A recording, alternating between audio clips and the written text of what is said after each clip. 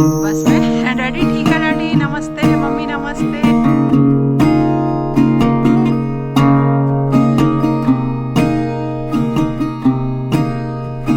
अब मैं ना वापस मथुरा जा रही हूँ।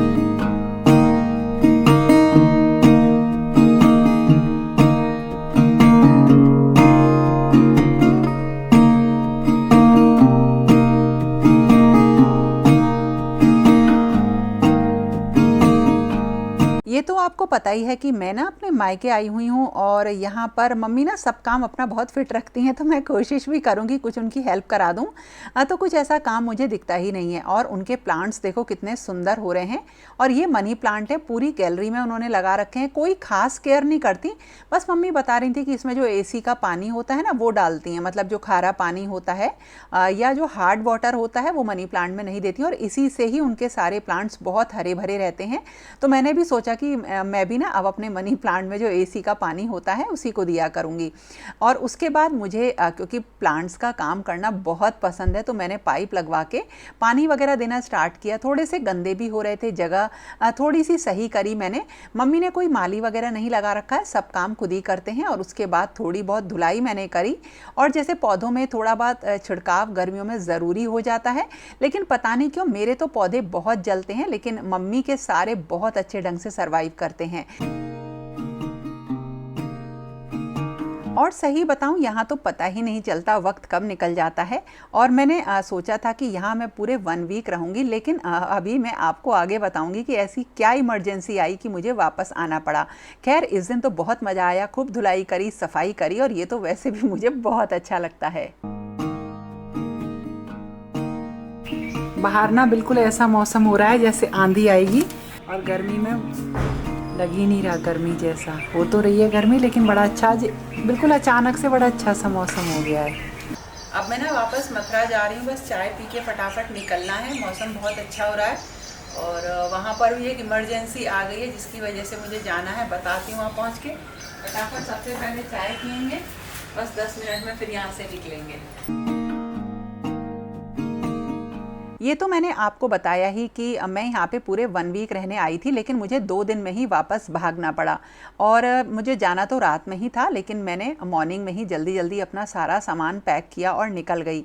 और उसका रीज़न ये था कि 2 दिन मौसम ने इतना ज़्यादा, मतलब 2 दिन इतने ख़राब किए, बहुत ही ज़्यादा तेज़ आंधी और बारिश आई, जिसकी वजह से जो करण था घर पे, करण और अमर थे, तो पूरा घर तहस नहस हो गया। और वहाँ पे लाइट पिछले मतलब 36 घंटे से लाइट ही नहीं आई।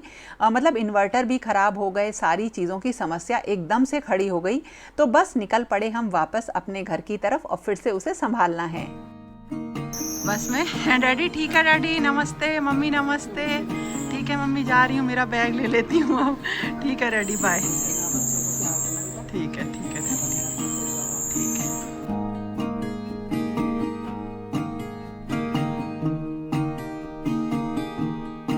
बहुत ही ज़्यादा इमरजेंसी थी, जिसकी वजह से मैं सुबह ही सुबह भाग कर आई। कोई उबर ओला तो मुझे मिली नहीं, तो मैं बस में ही आई हूँ।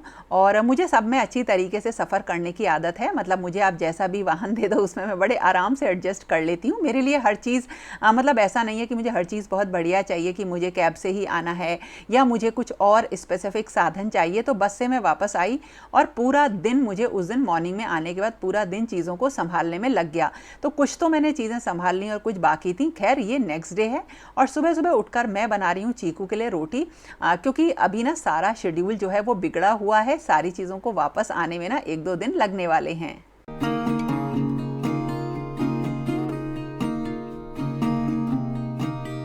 आंधी तो बहुत जगह आई और खूब तेज आई, जिसकी वजह से ना मथुरा में लाइट की सप्लाई बिल्कुल गड़बड़ हो गई।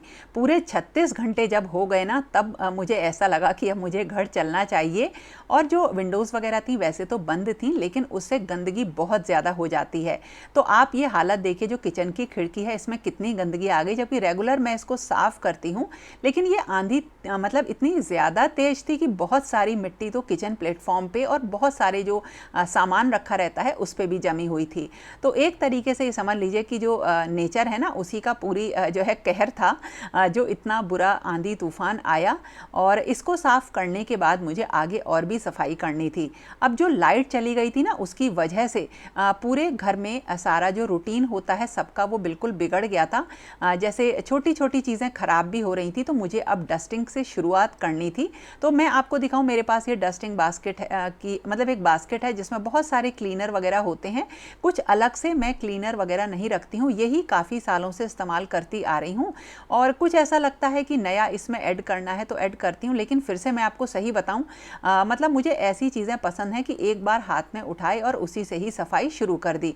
खैर ये तो अब क्लीनिंग शुरू होगी, उससे पहले जो बेडशीट्स वगैरह थी वो तो मैंने जो है मशीन में डाल दी हैं, लेकिन जो ये भारी बेड कवर थे इनको हाथ से ही धोना है।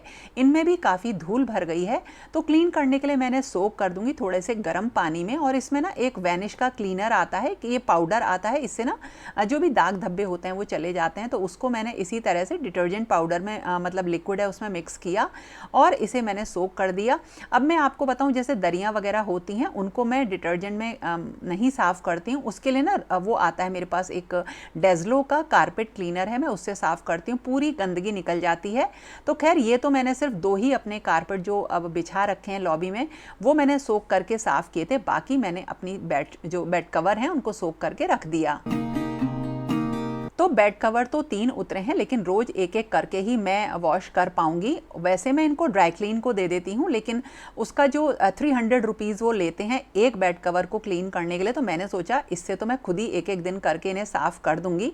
और फिर बारी आई किचन की। अब देखिए सबसे ज़्यादा गंदगी किचन में इसलिए हो जाती है कि ये साइड में विंडो है और ये खुली रहती है, और इसमें जब तक इसको बंद करने की बारी आती है तब तक काफ़ी गंदगी हो जाती है। तो किचन को मैंने क्लीन ऊपर से करना स्टार्ट किया, तो नीचे सारा सामान हटा दिया है। और ये मेरे कुछ जो यहाँ पे मैंने काम करवाया था ना, तो देखिए ये सामने आपको गैस पाइपलाइन भी दिखाई दे रही है और इसके नीचे चिमनी का पाइप है जिसको कि मैंने कवर करा रखा है। तो इस पे ना धूल जम गई बहुत सारी, इसी को मुझे क्लीन करना था। तो वैसे तो रेगुलरली मैं इसको साफ़ करती रहती हूँ जैसे ही मौका मिलता है, लेकिन अब क्योंकि काफ़ी दिन हो गए थे इस वजह से ये काफ़ी गंदा हो गया। और किचन की क्लीनिंग की बात करूँ तो अब मैं जो है डेली कुछ ना कुछ साफ़ करती रहती हूँ। जो बाहर का एरिया है, जैसे सिंक के लिए एक अलग से ब्रश है इस तरीके की, उससे मैं रगड़ देती हूँ। और मतलब सिंक में थोड़ा सा रॉफ डाल के भी मैं साफ़ करती हूँ, लेकिन आप लोग अपने क्वार्ट्ज सिंक को कभी भी रॉफ से साफ़ मत करिएगा, थोड़ा सा इसमें पीलापन आ गया है। और बिल्कुल इसी तरीके से जो मेरे पास ब्रशेज़ वगैरह हैं वही काफ़ी हैं, उन्हीं से किचन बहुत अच्छी क्लीन हो जाती है। तो देखिए इस तरह से ये कुछ ब्रशेज़ हैं और ये अभी भी मेरे पास हैं। ये करीब 3-4 साल हो गए इन ब्रशेज़ को, अभी तक ख़राब नहीं हुई हैं और इनसे सारी गंदगी निकल जाती है। तो मैंने देखिए बहुत सारी क्लीनिंग करी, सारा तो मैं शूट नहीं कर पाई, लेकिन हाँ किचन की सफाई बहुत सारी हो गई और मेरी किचन चमचमा गई। बस अब मुझे थोड़ा सा जो है बाहर का एरिया साफ़ करके मतलब काउंटर टॉप को क्लीन करके अपने खाना पीना बनाना था, क्योंकि आज मुझे पूरे दिन साफ़ सफाई में लगने वाला है। तो जब कभी भी डीप क्लीनिंग होती है तो उसका ऐसा लगता है ना, हम घबरा जाते हैं कि कैसे करेंगे, लेकिन हाँ अगर हम तसल्ली से सुबह जल्दी काम शुरू करें ना तो बहुत आराम से हो जाता है। अब लाइट नहीं थी तो फ्रिज में जो रखी हुई चीज़ें थी वो ख़राब हो गई थी, तो सारे फ्रिज को क्लीन करना था। तो सबसे पहले मैंने सारा सामान निकाला जो अब बिल्कुल सही नहीं है, और जो मलाई वगैरह थी ना उनको मैंने जमा दिया है ताकि मैं दही से उनका एक मक्खन निकाल सकूं। सब्जियां वगैरह होती हैं वो ताज़ी थी, ख़राब नहीं हुई थी, इसलिए अब फ्रिज को मुझे क्लीन करना था। तो फ्रिज को डीप क्लीन करने का एक ही तरीका है, एक बार मैं नहीं करती हूँ। तो जो फ्रीज़र वाला एरिया था उसे मैंने छोड़ दिया है, और जो फ्रिज वाला एरिया था मतलब जहाँ पे हम नॉर्मल सामान रखते हैं उसको मैंने पूरा अच्छी तरीके से क्लीन कर दिया। जैसे बास्केट्स हुई और जो बिछाने वाले जो लाइनर्स वगैरह होते हैं वो अच्छी तरीके से मुझे क्लीन करने थे। आज जो है नई ताज़ा सब्जी भी आनी थी, उसको भी लगाना था, तो पूरी अच्छी तरीके से जगह हो गई और मेरा काम सही बताऊं बहुत ज़ोरों शोरों से स्टार्ट हो गया। और इसी के साथ जिस दिन भी डीप क्लीनिंग होती है तो मैं क्या करती हूँ, खाना वगैरह बना के रख देती हूँ, ताकि अगर मुझे देर भी हो तो कहीं पे भी जो मेरा मेन काम है ना उसमें कोई भी दिक्कत ना आए। क्योंकि जब हम साफ़ सफाई करके थक जाते हैं तब खाना बनाने का बिल्कुल मन नहीं करता है। तो आज मुझे बहुत टाइम लगने वाला था और मैंने ये सोच भी रखा था कि आज आराम से मुझे सारा साफ़ सफाई करनी है, क्योंकि कल से मुझे अपने रूटीन में वापस आना है। तो देखिए 2 दिन को भी मैं गई थी, लेकिन अगर आंधी बारिश नहीं आती तो शायद इतनी गंदगी नहीं होती और मुझे डीप क्लीनिंग नहीं करनी पड़ती। लेकिन कोई बात नहीं, अब अपने कामों में लगते हैं। अब ये आंधी बारिश का तो चक्कर लगा ही रहेगा।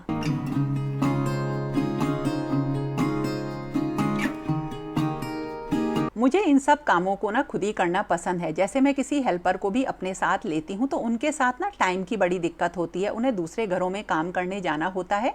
इसीलिए मैं बेसिक काम उनसे करवा के बाकी सारा काम खुद ही कर लेती हूँ और ये बहुत अच्छी तरीके से मैं मैनेज भी कर लेती हूँ। वैसे अब मैंने अपनी जो लाइफ की कुछ प्रायोरिटीज़ चेंज कर दी हैं, जिसके ऊपर मैंने आपसे बात भी करी थी, क्योंकि इन सब में सबसे पहली चीज़ ये आती है कि हम अपने ऊपर ध्यान दें।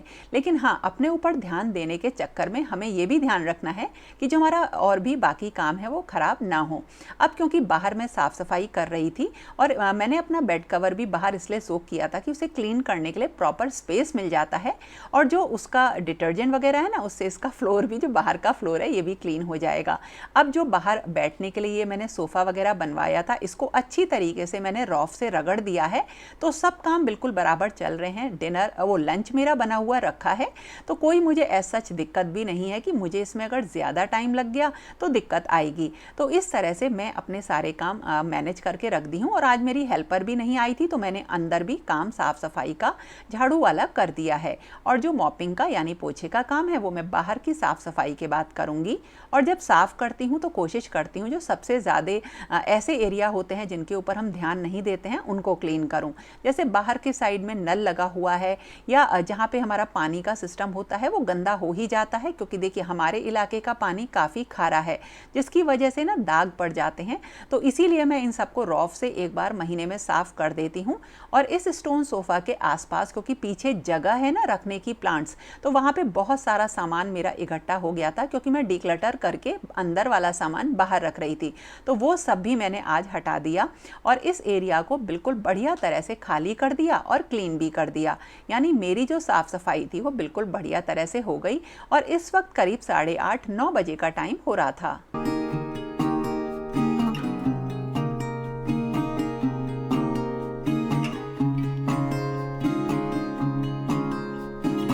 ये जो मैंने बाहर का काम स्टार्ट किया था इसमें मुझे ना 1-2 घंटे लग गए थे, मतलब शायद 10:30-11 बजे का टाइम हो गया था इसको करते करते।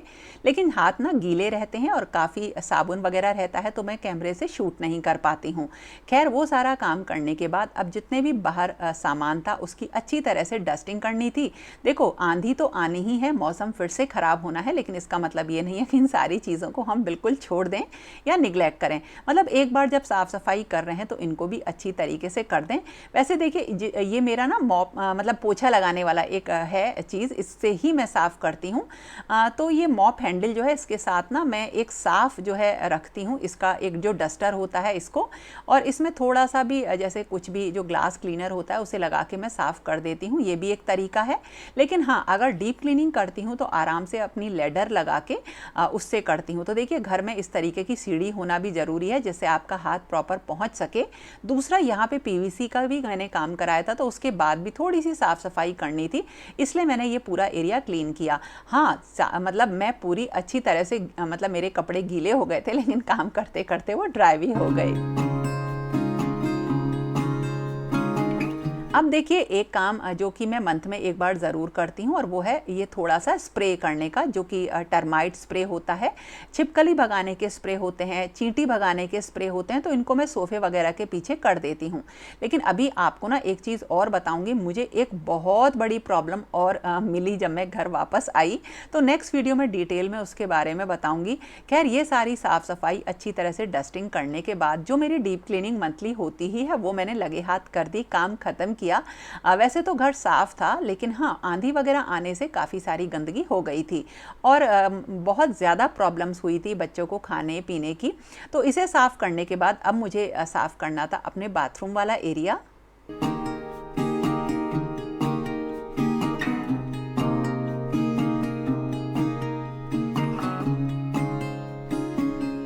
तो बाथरूम को साफ़ करने के लिए अलग अलग तरीके के स्टेन रिमूवर मेरे पास हैं। ब्लू ऑक्सी का बहुत ही अच्छा है, इसी को मैं यूज़ करती हूँ, या और भी आते हैं। तो जो भी मंथ में मैं जब ग्रोसरी मंगाती हूँ तो जो भी मुझे अच्छा लगता है मैं एक ज़रूर रखती हूँ, क्योंकि देखिए इसके दाग हमारे बाथरूम के नलों में बहुत पड़ जाते हैं। ब्लू ऑक्सी का तो ये है कि जैसे इसे मैंने थोड़ा सा लगाया ना, इसके जितने भी जंग वगैरह के गंदगी के दाग थे वो हट जाते हैं। तो जो भी आपको अच्छा लगे एक बाथरूम में ज़रूर रखें, इससे नल जो हैं आपके हमेशा चमचमाते रहेंगे। और इस तरह से करीब 11 साढ़े 11 बजे मेरा काम ख़त्म हुआ। मतलब बहुत बड़ा काम था ये घर को साफ करके रखना। हालांकि मैं जल्दी आ गई, मुझे बहुत दिन रहने का मन था, लेकिन मैं फिर दोबारा से वहाँ जाने वाली हूँ। मैं मम्मी से बोल कर आई हूँ और इसीलिए अपना सारा सामान भी लेकर नहीं आई हूँ। तो दोस्तों ये था मेरा आज का वीडियो। कैसा लगा ज़रूर बताना।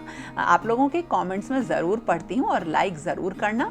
और तो दोस्तों फिर मिलेंगे एक नई और इंटरेस्टिंग वीडियो के साथ। तब तक के लिए okay friends, thank you and bye bye.